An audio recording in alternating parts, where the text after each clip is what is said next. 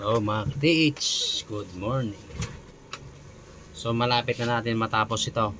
Ito yung GoFind 22 o 66. Ito ay sira na. So, tinanggal ko yung circuit niya. So, ito, pinalitan ko siya. Ginawan ko siya ng ng mukha dito. So, ito yung nilagay ko dito.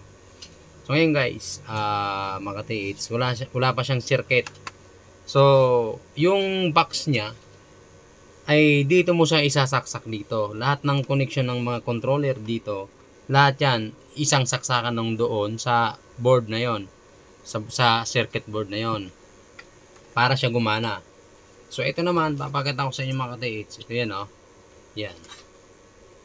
So, ito hindi pa yan tapos, pero ito lang hindi pa tapos dito. Pero ito tapos na. Kung makikita nyo siya, yan. Bakit siya nakahiwalay? Kasi, pwede natin siyang i-upgrade. Ito, pwede natin palitan ito ng pinakamalaki pang coil. So, ito, igaganyan mo lang siya, oh.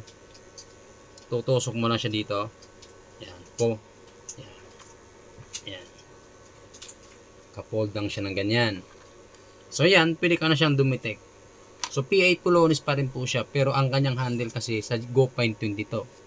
So, dito, gagawa tayo dito ng PVC na ganito din ang itsura.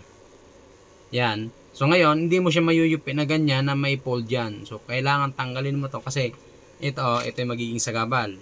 Ipo-fold mo siya ng ganito. Yan. Hindi siya maipo-fold. Tanggalin mo siya. Yan. Tapos, ganyan mo. Yan, oh.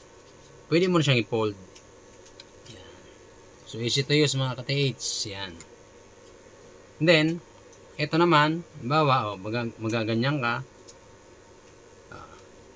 Pabain mo.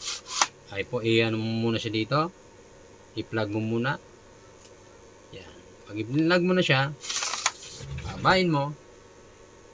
Yan. Tapos ito yung lock. Shafting lock. Lock mo siya.